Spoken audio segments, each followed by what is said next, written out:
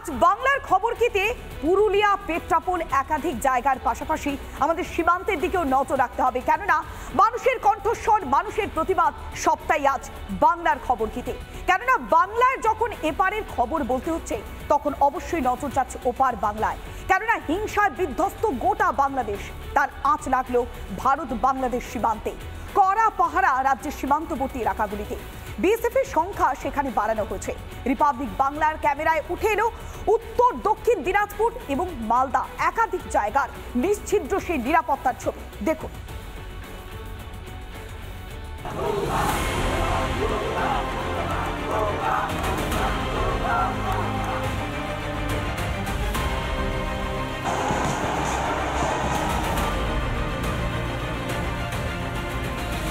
অগ্নিগর্ভ বাংলাদেশ, চলছে ভাঙচুর। সেই ভাঙচুরের ছবি ধরা পড়ল রিপাবলিকের ক্যামেরায়।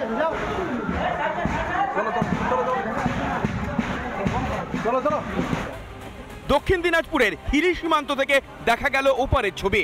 বাংলাদেশের দিনাজপুর সীমান্তে ব্যাপক ভাঙচুর, জ্বলছে ওপার বাংলা। কালো ধোঁয়ায় ভরেছে গোটা আকাশ।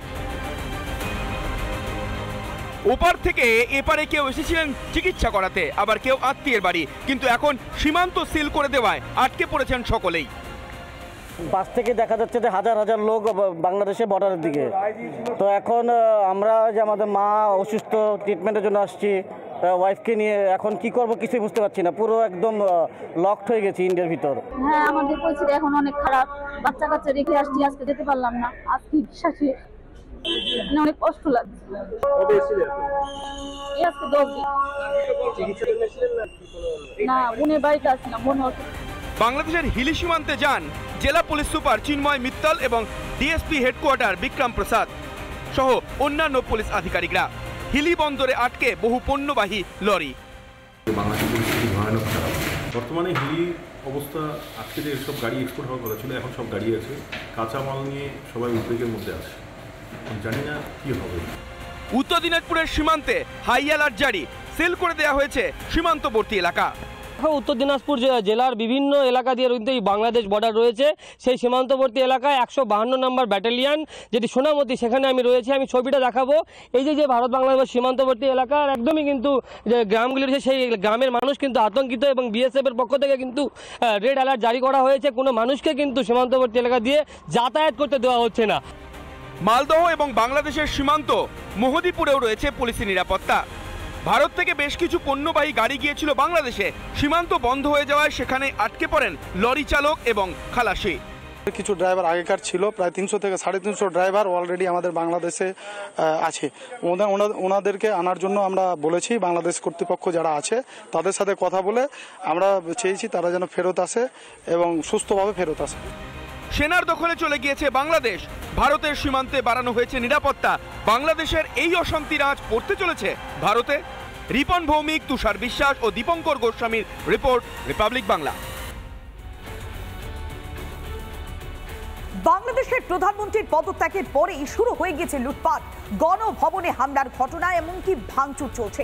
রাস্তাঘাটে তাণ্ডব জেহাদিদের। পদ্মাপাড়ের অশান্তি নিয়ে সজাগ রয়েছে ভারত। সিল করা হয়েছে সীমান্ত, একাধিক জায়গায় মোতায়েন করা হয়েছে সেনা, জারি করা হয়েছে অপারেশন অ্যালার্ট। শিলিগুড়ির ফুলবাড়ি এবং কোচবিহারের চ্যাংরাবান্ধা সীমান্তেও কড়া নজরদারি বিএসএফ এর।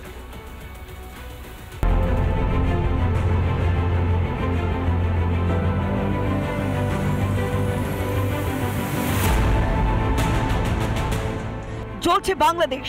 ছাত্র আন্দোলনের নামে জিহাদিরা তাণ্ডব চালাচ্ছে বাংলাদেশে। শেখ হাসিনার পদত্যাগের পরেই গণভবনের দখল নেয় জিহাদিরা।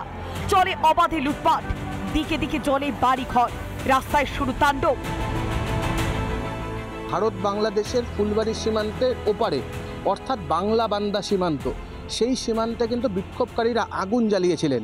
সেই আগুনের কালো ধোঁয়া কিন্তু দেখা যাচ্ছিল ভারত বাংলাদেশের ফুলবাড়ি সীমান্ত থেকে। সে অবশ্যই একটা অস্থিরতা তৈরি করলো বাংলাদেশকে। একটি আমরা মনে করি 5-7 বছর আমরা পিছিয়ে গেলাম। পড়শি দেশের হিংসার আঁচ যাতে এখানে না পড়ে, তাই আগে থেকে সতর্ক ভারত সরকার। ইতিমধ্যে সীমান্তে জারি করা হয়েছে হাই অ্যালার্ট। শিলিগুড়ির ফুলবাড়ি সীমান্তে মোতায়েন করা হয়েছে সেনা, বন্ধ করা হয়েছে সীমান্তের গেট। ভারতে আটকে পড়েছেন বহু বাংলাদেশি নাগরিক। অবশ্যই আতঙ্কে ছিলাম যে কখন কি হয়, গাড়িতে তারা হামলা করে নাকি। অবশ্যই লুকাইছিলাম, কয়েকবার লুকাইছি এবং রাস্তায় তারা কোনো ফোনও বের করতে দেয় নাই যে কারো যেন ছবি তোলা না হয়, বারবার ফোন আমাদের নিচ্ছিল।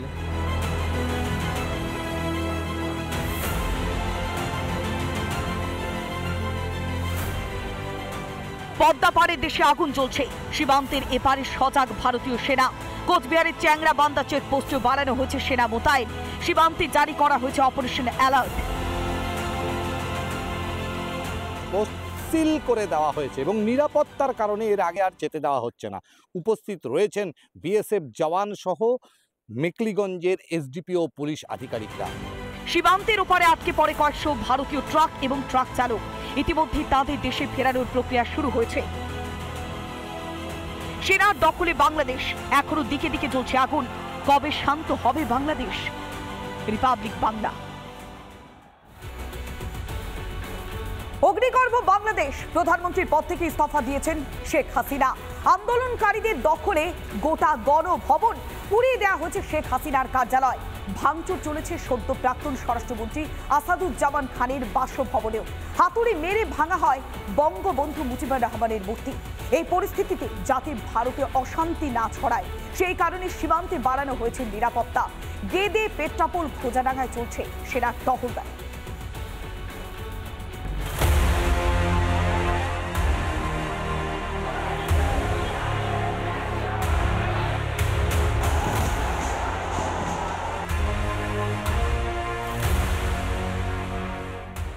বিক্ষোভে উত্তাল বাংলাদেশ, পদত্যাগ করতে বাধ্য হলেন শেখ হাসিনা।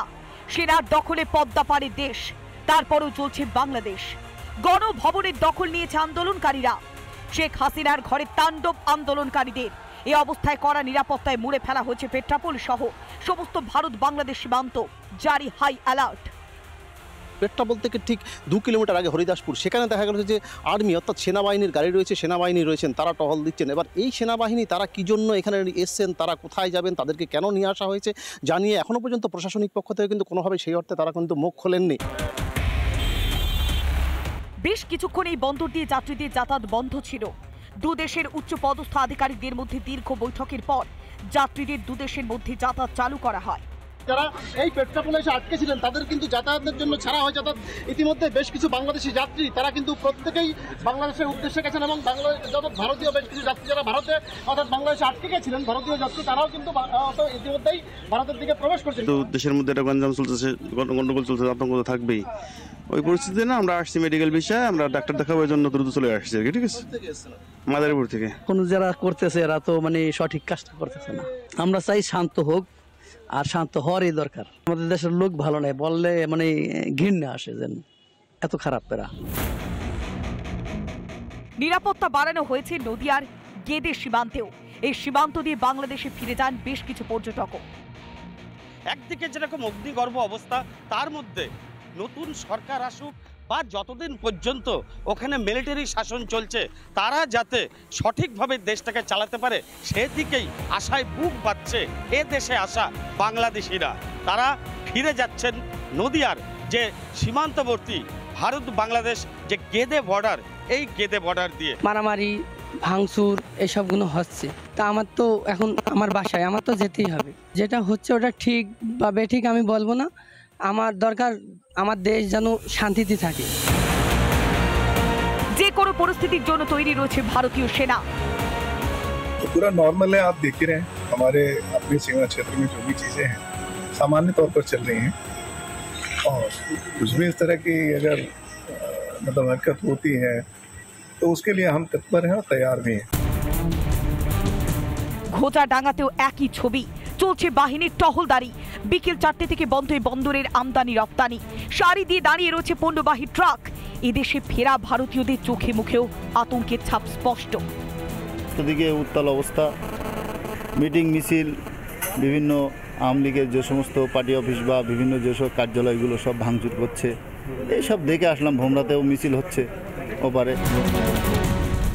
কবে স্বাভাবিক হবে পরিস্থিতি, কবে নিভবে হিংসার আগুন, সেই আশায় দিন গুনছেন আমজনতা। টিটপ বিশ্বাস, পলাশকান্তি মণ্ডল ও অর্ণব মৈত্রের রিপোর্ট, রিপাবলিক বাংলা।